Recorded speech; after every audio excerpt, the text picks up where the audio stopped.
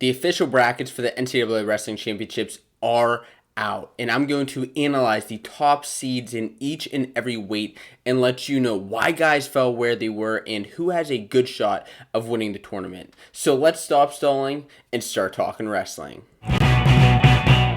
What's going on, wrestling fans? My name's Josiah, and welcome to Fanco Wrestling. If this is your first time here, this channel is all about wrestling news, tips, and lifestyle, and this is such an exciting time to talk all about wrestling. So if you want to join in the conversation every single week, make sure that you go ahead and hit that subscribe button.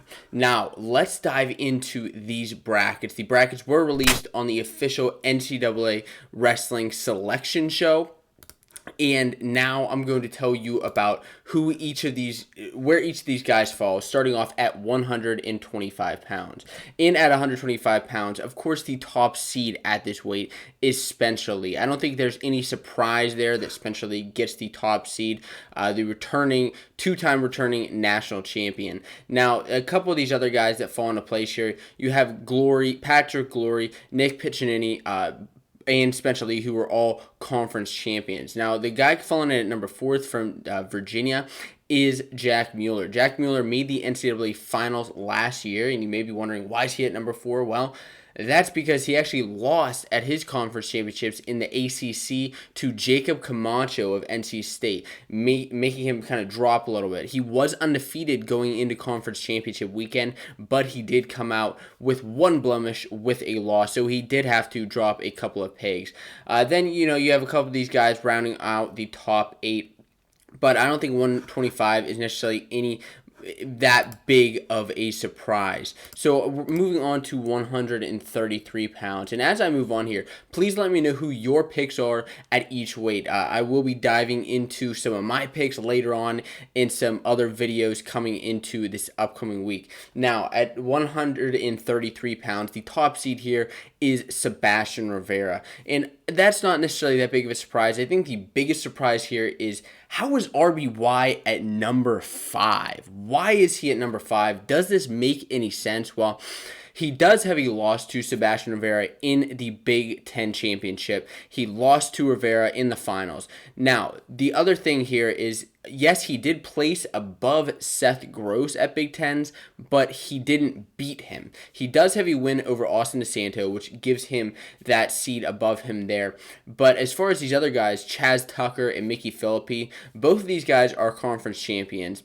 And Tucker is actually an undefeated conference champ coming into this weekend, coming into the national tournament. Philippi only has one loss on the year, actually to Sammy Alvarez, and although Alvarez is a little bit lower in the rankings, that was at the Southern Scuffle, which was a long time ago, and Philippi has been undefeated since then, and so that's why I don't necessarily agree with Philippi over Roan Ravayung personally, and these two actually wrestled at the NCAA tournament last year, where Roan Ravayung beat him, so that's that's kind of how that shakes out right there at 133 pounds. I think the biggest surprise is Roan Ravayung. At 141 pounds, Luke Pletcher gets the top seed at 141. Nick Lee at number 2, of course, because Pletcher just beat Lee in the conference championship finals, in the Big Ten finals. A couple of things to note here. Real Woods of Stanford is a conference champ. His only loss on the year is to Luke Pletcher, which is why he falls in at that number 3 spot. One big shakeup this past weekend, Ian Parker actually defeated Dom Demas in the conference championships to become a conference champ, and so that's why Ian Parker of Iowa State is at that spot, and he's going to be a threat just like Real Woods is. Now, Demas has losses on the year to Parker now, but also to Luke Pletcher. He has a couple earlier season losses, such as to Mitch McKee, but Demas is somebody who came into the NCAA tournament last year, and he made a lot of noise, and I expect that to happen again this year, absolutely. Somebody else who I think could make a lot of noise is Chad Redd. He wrestled impressive Big Ten championships, and he did end up getting that 6th seed, which puts him in a good spot. He beat Max Murin. That's why he's now above him. Murin, of course, fell a couple spots. And then rounding out at number 8 is Josh Heil, who was a SoCon champion this past weekend and had a couple of great matches this year, notably with Max Murin in the Midlands Championships. He also has a win over Tristan Moran. Now, at 149 pounds, the top guy here is Pat Lugo. Pat Lugo, this is a weight where any of these guys kind of could have been the number one seed at any point throughout the year based on a couple of crazy things that have happened. Now we know that Matt Kolodzik coming into this end of the season pulled his Olympic red shirt and now is wrestling back in, won a conference championship this weekend, and that's why, he's also a former 3-time All-American, but he is at that number 6 spot just because he didn't wrestle all the matches that a couple of these other guys here had. Austin O'Connor at the number 2 spot. I don't want to say this was a big surprise, but a little bit of a surprise to me, mostly because, yes, he does have a loss to Pat Lugo at Midlands, but he never wrestled Sammy Sasso this year, and that's why Austin O'Connor, with his only loss on the season to Lugo, goes right below him at the number 2 spot. He was a conference champion, defeated Bryce Andonian, who is on a lot of people's radars this season, especially this postseason. Now at number 5 is Boo Llewellyn. Llewellyn he has losses to Lugo and Mahler in the regular season, but he was a conference champion over Jarrett Deegan, who you can see at that number 8 spot. This is a weight where a lot of crazy things can happen. Even that number 7 guy in Brayton Lee, we've seen him just have some great matches with guys, including beating Sammy Sasso this year. And I think this is a weight where we can see anything shake out here at 149, especially with looking at how things are turning out. Moving on to 157 pounds. At 157, clear number 1 here in Ryan Deacon. Deacon is 21-0. Like I said, the clear number 1 here with wins over number 3 David Carr and number 2 Hayden Hidlay. Each of these guys in their own is a conference champion. Now, he did have some, they were decent matches with Carr and Hidlay, but at the Cliff King Las Vegas, but he does get to go up there. Now, maybe a name you haven't heard about this season is Jesse De La Vecchia from Ryder, a school that doesn't necessarily have a lot of guys in those top 8 ranks, but Del Vecchia is 30-2 on the season and a MAC champion. With his only losses, on the year to Quincy Monday as well as Hayden Hidlay. Now, because he's a MAC champ, he kind of got that nod. The other guy I want to point out here is Josh Humphreys, a conference champion who defeated Quincy Monday and Marcus Hartman, who really impressed a lot of people at the Midlands Championships, but he defeated them in the conference championships, letting him crack into those top 8. But he does have a couple early season losses, including to Corey Teamer and Brady Berge, so that kind of is holding him back there and not letting him crack that top 5. But you never know what could happen this next week at the NCAA Wrestling Championships. He could crack into that top 5 as far as All-American status. Now, at 165 here, there are 2 clear 1 and 2 in Vincenzo Joseph and Alex Marinelli. Of course, Vincenzo coming in, he is not quite the returning national champion because he did lose last year to Mekhi Lewis, but 2-time former national champion.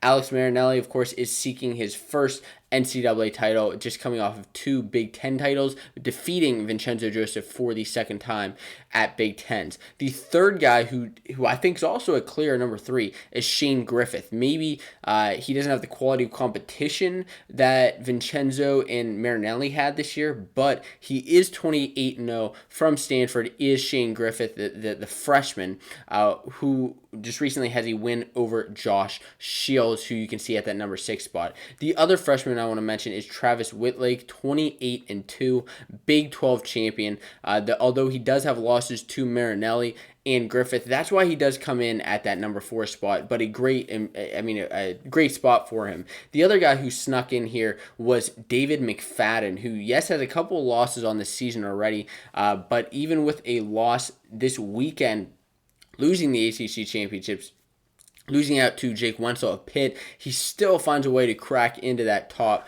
mark there at 165 pounds. At 174 is Mark Hall at number 1. Now, the top two really, this is another weight where the top two make sense. You have our national champion, former national champion Mark Hall, coming in at number 1 just with a recent win over Michael Kemmerer, and that's why he gets that top spot. Now, as far as some of these other guys, Jordan Cutler at number 3, his only loss on the season this year is to Mark Hall. He does have wins over Skatska and over Valencia this regular season, giving him some top quality wins, some top marks, and throwing him in there. Now, Romero actually snuck in with a win over Skatska at Big Tens. That kind of helped him from Ohio State. And Bryce Steyer, he almost bonused his way all the way through the Big 12 championships with 2 falls, a major, and a decision over JoJo Smith of Okie State. That's why Bryce Steyer is a guy that you need to be watching out for at the NCAA tournament. Now, at 184 pounds, I don't know why it surprised me a little bit that Lujan was at number 1, Lujan of UNI. Just a little bit that it surprised me. He does have losses on this season to Hayden Hidley and Hunter Bolin, but he does actually have a win over Hunter Bolin as well, win and loss at the same tournament. He is a conference champion, and that's why he deserves to be at that top spot. Then you look at Hunter Bolin, who also had an impressive conference championship weekend, defeating Trent Hidley and getting that top spot at the ACCs. That's why he's able to get in there at the number 2 spot. And Aaron Brooks, who some people expected to be the number 1 seed.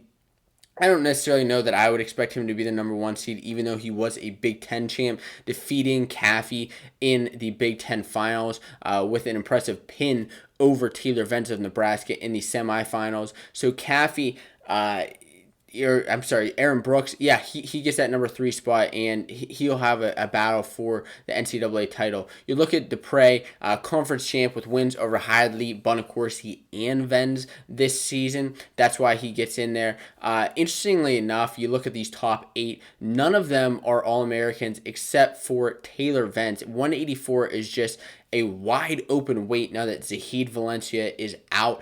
Any of these guys, in my opinion, in my humble opinion, can take home the weight this weekend. And you could even see a couple other guys who aren't even in this top 8 right now sneak in there and become an All-American this year. I think it's totally possible. And one of those guys to look out for is Caffey, who made the conference finals, and he does have a win over Andrew Morgan from earlier this season in a very tough bracket at an open tournament this year. And then Andrew Morgan, as at the number 8 spot, he rounds out that top 8 as a SoCon champion this past weekend.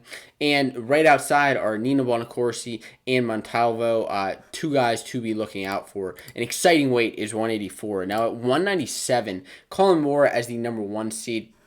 An undefeated season so far for Moore, but another guy who's undefeated is Noah Adams. Noah Adams of WVU, and he's 32-0 this season. Now, I'm really interested to see how Adams does, because his quality of competition isn't quite on that Big Ten level, just because, they don't wrestle a lot of those top guys. He doesn't wrestle a Moore, Schultz, or Warner throughout the season, but he does have one of his most impressive victories over Dakota Gear, who he pinned earlier this season. He's 32-0, and I'm excited to see how he does. Now, a couple of these other guys I want to mention. Jacob Warner wrestled a solid Big Ten tournament. He does have a loss to Shakur Rashid there, but he did end up meeting him again in the Conci finals for 3rd and 4th, where he did beat Rashid on an injury default, but he was actually beating him throughout that match as well, so I don't just want to throw it out to that. But somebody to look out for there. Jay Aiello of Virginia was a conference champion, and I'm excited to see how he does as well. He's a win over Jacob Warner at Midlands, but he does have that loss to Bruner, also at the same tournament at Midlands. Since then, though, Aiello's been undefeated and is somebody to watch out for at the big show. He does have a couple earlier losses this season, but since then, like I said, he's been undefeated since Midland, since that last loss. Somebody to look out for. And then Patrick Bruckey, who does have a loss at EIWA to Drew Phipps of Bucknell. That's why he dropped down just a bit and is at that number 8 spot. Now, finally at heavyweight, let's look at the heavyweight top seeds, and that is, of course, Gable Steveson at the top, an undefeated Gable Steveson, who said at the Big Ten tournament, apparently some people were doubting him. Some people said he was dodging people, which I never thought that in the least bit. He just didn't wrestle early in the season because of other circumstances. Now, Mason Parris, he did control Mason Parris in the Big Ten finals, and Mason Parris is going to have to find something different to do if they both reach the NCAA finals. Now, a couple of these other guys, I think heavyweight's one of the easiest brackets to seed, to be honest with you, as far as these top 8 are concerned. You look at Cassiope and Hall. Hall's the only one where I don't know where exactly I'd throw him. I may throw him below Stencil, may throw him above, but obviously the committee decided to throw him at number 4. Is Tanner Hall, the conference champ. He's undefeated since his last loss to Mason Parris. So he does have that loss to Mason Parris this season.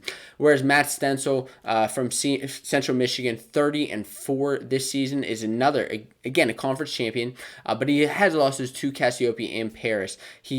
The only reason I say I'd put Stencil above Hall is just because he has a little bit better of a record, 30-4 compared to Hall's 23-3. I guess one extra loss, but just wanted to throw that out there. Most of his losses actually came to Mason Parris. Now, Hilger has a loss to Stencil at Midlands. That's why he ranks below him. And then Demetrius Thomas, who is somebody who didn't necessarily have the best NCAA tournament, but he's had some exciting victories throughout regular season last year and this year. He's a conference champion this year, but he did have a couple of random losses throughout the season, and is somebody still to look out for. Now, those are the top seeds, the top 8 seeds at every single weight class. If you want to be updated on some of the best quarterfinals, semifinals to watch, and everything else going on in NCAA wrestling, I want to invite you to go ahead and hit that subscribe button so that you can be updated on the latest in the NCAA Wrestling Championships. Until next time, guys, leave those comments below, and I'll talk to you then.